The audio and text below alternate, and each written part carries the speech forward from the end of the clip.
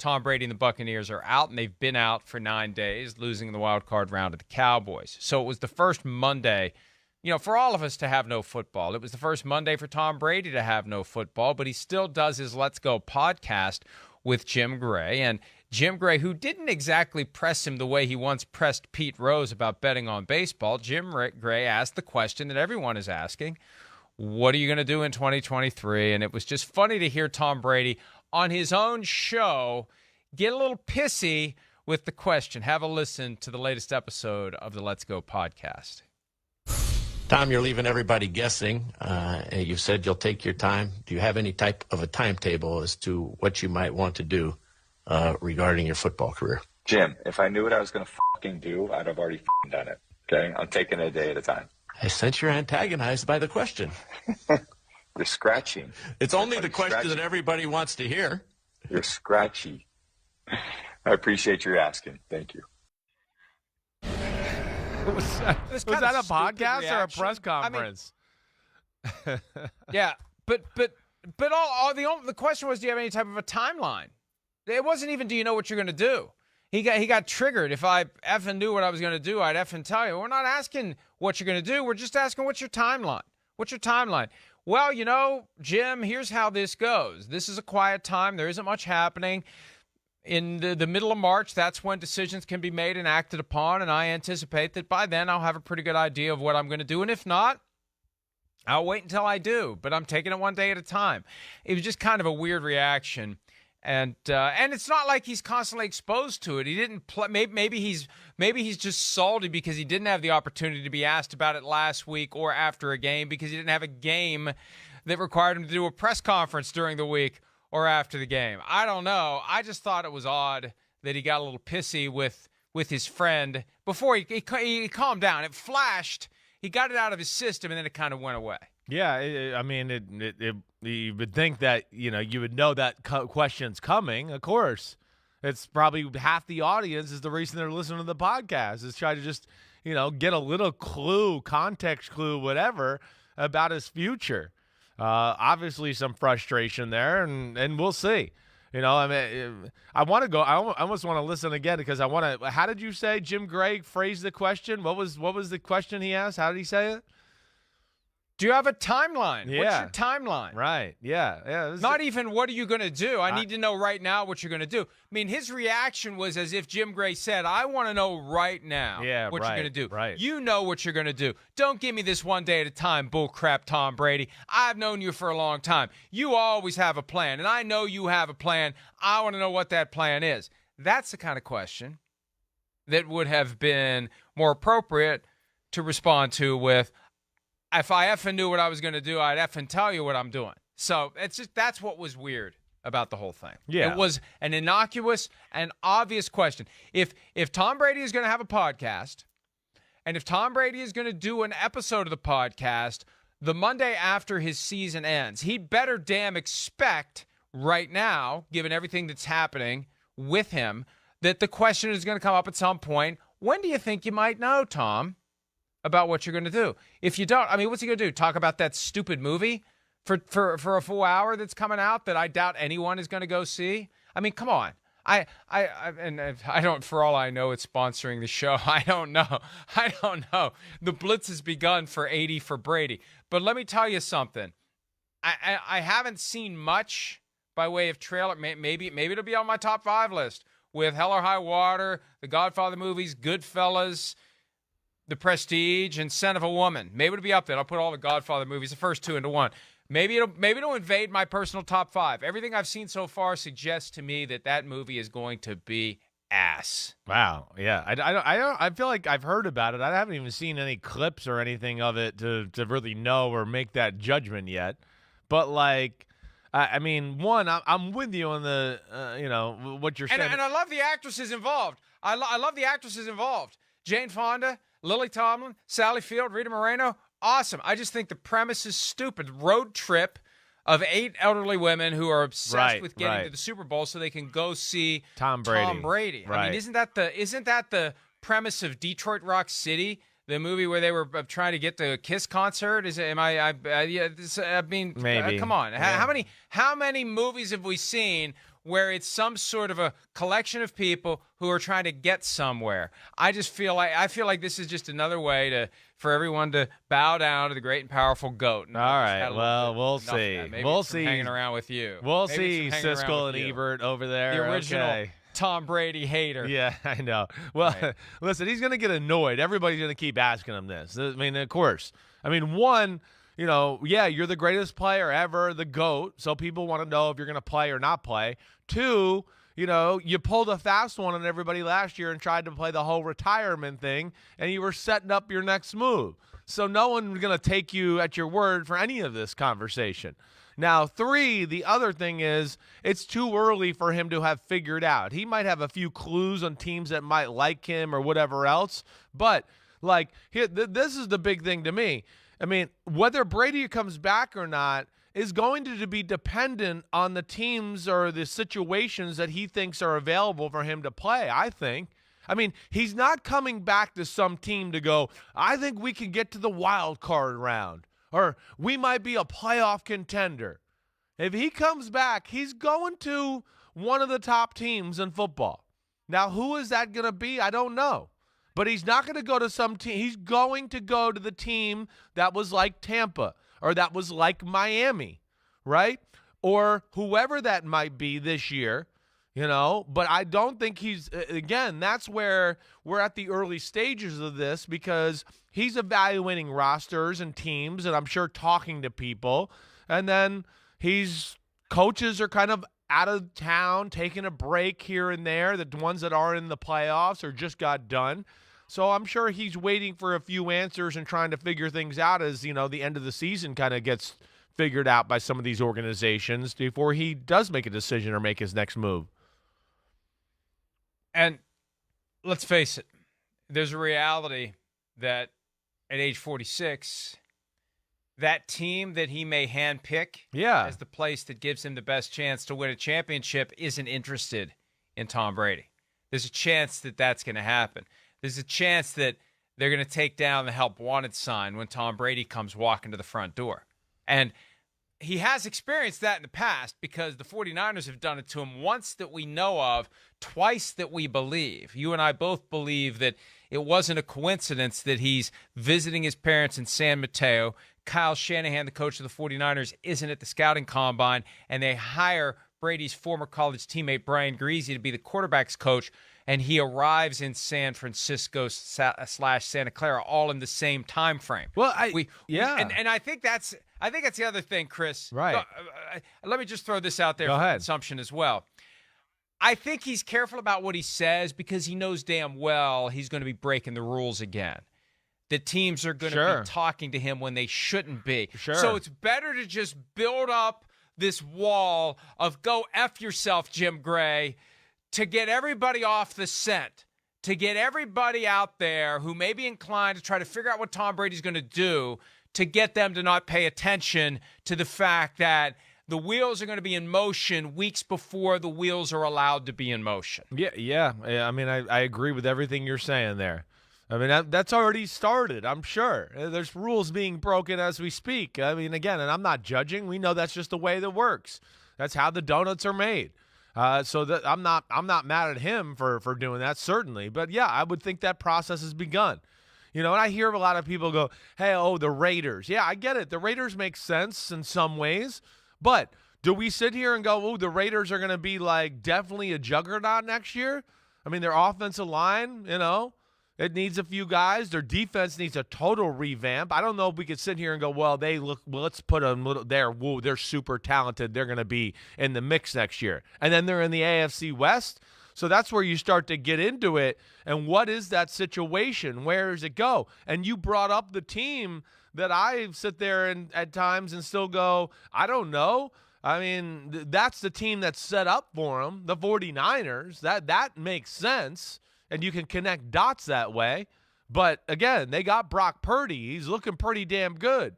I don't know what he'd have to do to solidify his job, but I would think we're getting there pretty damn close that you'd go, okay, yeah, he's our starter next year. We are in the NFC Championship game. He has played well.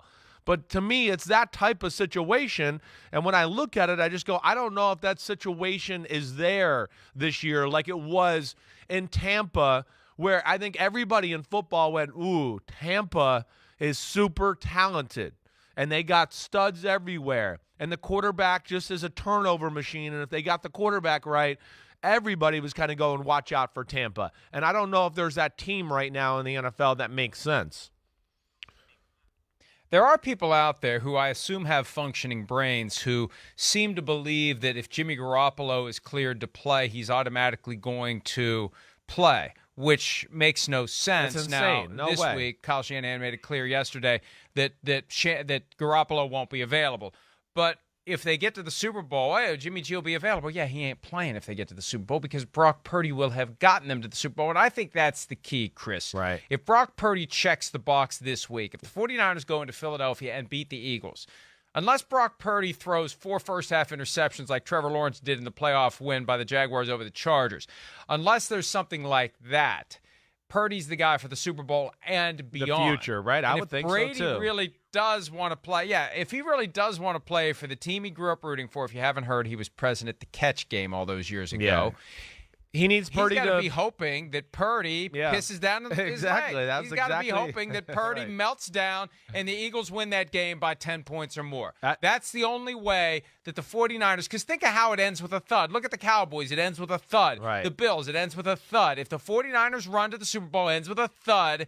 That's when the vibe is different about Brock Purdy. That's when the door cracks open for Tom Brady. Yeah, I mean, I think you're right. You're right. I was going to use the same exact language. Pee down his leg. It looks. I mean, I would think it would have to be something of that gets Brock Purdy off the starting perch for the 49ers.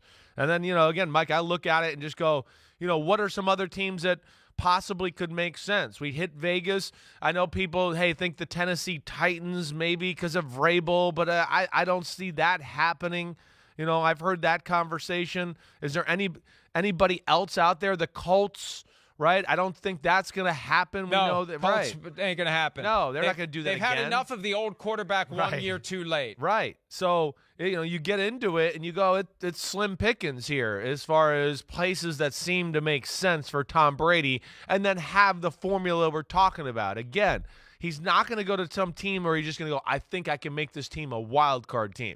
He's going to come back to go to a team to go, I think I can win the Super Bowl. And then it's going to be after that going to be, wait, do they have a great offensive line? Because I need to be protected and I have to play, in that little realm because he can't extend plays and he doesn't want to take hits. That's just the reality of the situation.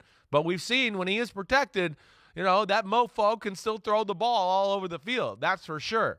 And that's where I have a hard time kind of figuring out or pegging the spot that makes sense for Tom Brady. Well, the Dolphins, from his perspective, are still in play. Sure. Whether the Dolphins are in play for him is a different issue.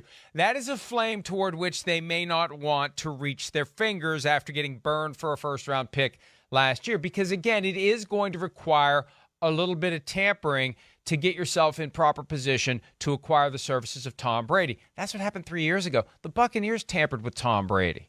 They did. Bruce Arians blatantly talked about calling Tom Brady at the start of free agency at the scouting combine, tampering central, where you're supposed to just keep your mouth shut about tampering, but you do it anyway.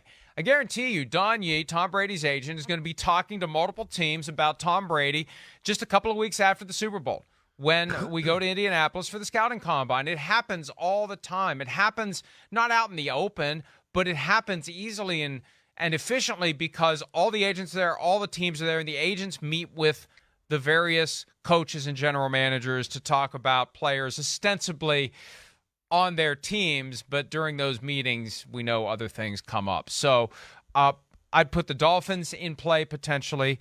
I would put the Jets maybe in play, although I don't know. Maybe Tom Brady wants that. He's got a son that lives in the New York area. He stays on the Eastern Seaboard. I'm kind of intrigued by that possibility. I'm intrigued by him possibly going back to the Patriots, although I don't think they're good enough right now. But you know what? If all the other opportunities, because this is what, Chris, this is where I differ with you a little bit this year. Yeah. What Rob Gronkowski said on Fox on Sunday is, or Saturday, I believe it was, whatever opportunity makes Tom Brady the most excited to play the game of football, that's where he will be next year. Whichever one makes him the most excited. And, ideally I go to a place where I got a shot to get championship number 8. But if all those seats are taken, I still want to play. That was the sense I got, the vibe I got after the loss to the Browns when he said on his podcast, I would rather play and lose than not play at all. It makes me think that if he can't do what he did 3 years ago, he'll do wherever he thinks he'll be the happiest. Where will I be the most excited and where will I be the happiest? You go to San Francisco, across the country from your kids, you got a shot at a Super Bowl and you can walk off into the sunset playing for the team you grew up loving. That would be awesome. If that isn't there, what do I do? I still think if Sean Payton ends up with the Panthers, I think we got to watch Tom Brady go in there because they seem to be very interested in joining forces somewhere, and that's one of the places where if Payton goes, Brady could follow. But I think there's several teams out there, and it's all the more reason for him to keep his mouth shut about it because you never know how it's going to play out. And the last thing that Brady would want to do from a pure pride standpoint is express interest in a team that isn't interested in him. That would be the ultimate slap in the face. Yeah, I hear that. Publicly, I got you. I got what you're saying. And again, what we've hit on here too is it's first off, like, Brady, I know loves football, but I don't, first off, like teams, yes, you're going to get Brady and you're going to be in the same boat the next year with whether you need a quarterback. So that's going to be taken into account. It's not the worst problem. We know teams can figure that out. The second part of that is, I understand he loves football and all that. I get it. But he's not going to just go and play just because he loves football and puts himself in some situation. What? So he can act miserable like he did this whole year, this year? I mean, nobody in football watches and think Tom Brady had any fun this year. I mean, his body language, his leadership was all below average. Below. I mean, talking to people all over the NFL, that's all anybody could talk about. He did not look happy out there. So he's not, I don't think, just going to play for the love of the game and be anywhere. Yeah, he's going to play for the love of the game when he knows that it's set up to where he can get where he wants to get at the end of the day. I mean, this is Tom Brady. I just don't think it's going to be that way. Maybe he's changed. Maybe the fact that he's divorced and, doesn't have that, issue kind of hovering over him anymore. Maybe that is changed him. I don't know. But I just, from what we've seen from years and years of Tom Brady, I don't think he's just going to go somewhere just because he enjoys playing the sport. He enjoys winning. And he enjoys being at the top of the sport more than anything. And this year we saw just, they weren't winning. He wasn't on top of the sport. And he looked like he was miserable most weeks. Well, and there's a clip making the rounds too, because if anyone out there thinks he may go back to the Buccaneers, you need to see the clip from the 49ers game. Brady was mic'd up, and Brady, in that kind of excited, squeaky voice that he gets, which just seems way too high and whiny for a guy who's 6'5", you'd think he'd, talk like this. But he's trying to get his offensive linemen motivated, and it's doing nothing. They're like, they've checked out. They don't listen to him anymore. And whether that's, I don't know why, I don't know what the reason for it would be, but it was kind of sad almost to see him trying to get these guys fired up, and they're just not reacting. There's one where the offensive lineman is sitting on the bench, and he's throwing, and he's talking to him, and Donovan Smith's not even paying attention to him.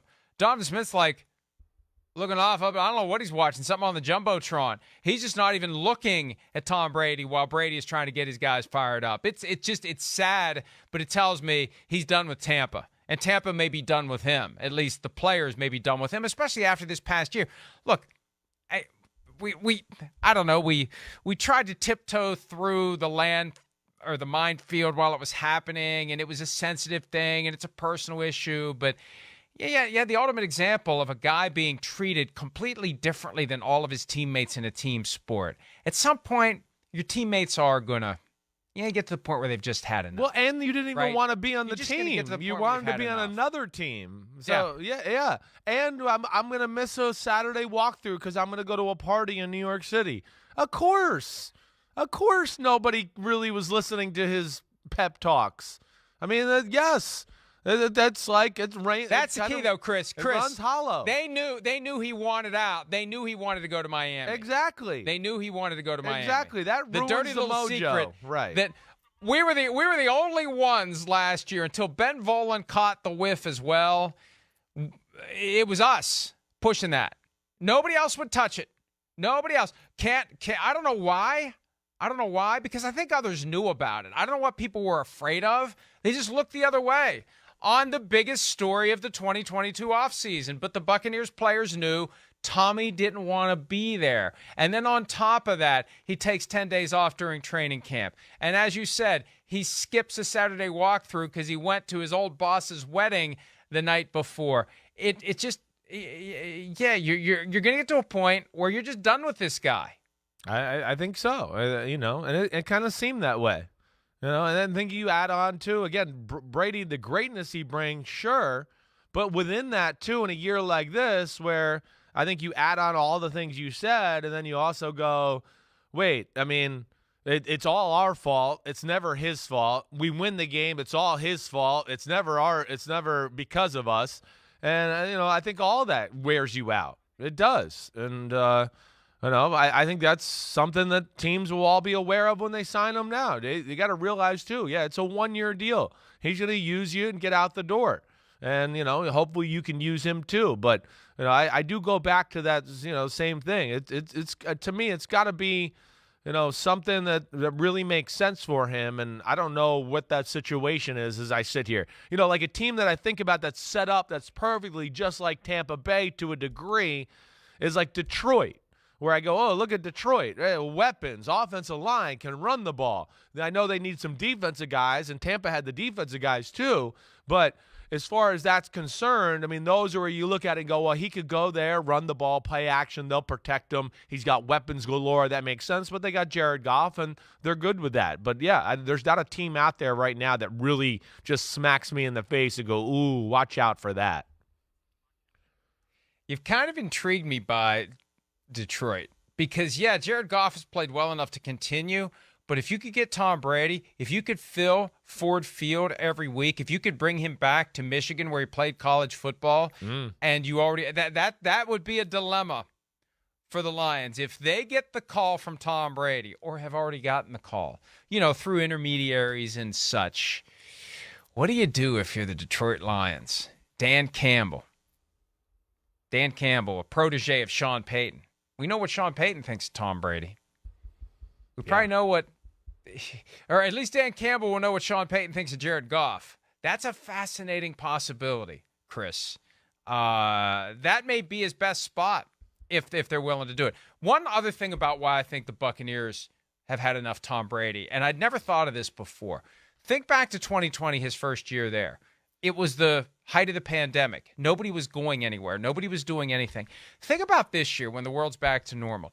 Think about how many times in a given week every player on that team is asked by anyone about Tom Brady. Yeah, everywhere they go, oh, you play for the Buccaneers? What's Tom Brady like? What's Tom Brady like? Did he really get divorced? Was he getting divorced? What's going on with him? Is he really that, tell us a good Tom Brady story. You get to a point where you collectively have just had enough of it. Yeah. I suspect that's part of it too. This guy is the center of the Buccaneers universe, and everywhere they go, I would assume they're getting questions about Tom Brady this and Tom Brady that and Tom Brady. You get to the point where it's like, enough, get rid of this guy. I can't take it anymore. Well, I don't think that's, totally crazy. I don't. And it's why there's resentment of the quarterback position at times.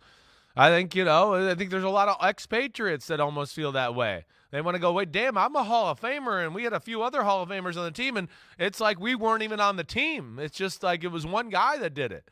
I think that exhausts a lot of people, but that comes with the territory, and it's not Tom Brady's fault either, so we can't blame him there, right? I'm sure the Bulls had to hear that crap with Michael Jordan, and, the Colts with Peyton Manning, and LeBron James, and, the Lakers and the ex-Cavalier players, all of that. They all got to hear that. But, yeah, that can wear you out. Hey, it wears us out. We're paid to talk and do this, and we have days where I sit here and go, man, we got to talk about Brady again? We've talked about Brady for like 15 of the last 17 days. Like, holy crap, what else can we say about the guy? So I'm sure there's those sentiments within the locker room there as well. Yeah, hey, I wrestle with it all the time. The businessman in me, the entrepreneur, if you will, loves a good Tom Brady story because Tom Brady sells. Tom Brady drives traffic. Tom Brady drives interest. The football fan in me, or just the person who has to do the same thing every day, day after day, I'm sick of Tom Brady. I've had enough Tom Brady. Hey, Tom, just go away. We've had enough. And please don't go work for Fox. I don't want to listen to you for 3 hours for the biggest games of the week. That's how I feel. I can't get past that. I've had enough. I've reached my lifetime limit of Tom Brady. That's a dynamic that once you turn 50, and Tom, you'll be able to relate to this if you're watching. If you are, good morning. Sorry about all that stuff I just said. I really did mean it. You get to a point where you've reached your lifetime limit of dealing with certain people, doing certain things, having certain foods. It's like I've had enough. Like fireworks was the first thing for me that I noticed. I've probably seen all the fireworks shows that I care to see in my life. They're not going to get any better. It's the same idea. I've seen it. I've been there. I've done it. I don't need any more. And, the question is, does Tom Brady reach his lifetime limit of football before all of us have reached our lifetime limit of Tom Brady? That's the question. That's the race right now. Which one goes off the cliff first? And we'll see. And I am being somewhat facetious, but not entirely. Hi, it's Mike Florio. Thanks for watching PFT on YouTube. Hit subscribe for the latest news and analysis from Pro Football Talk.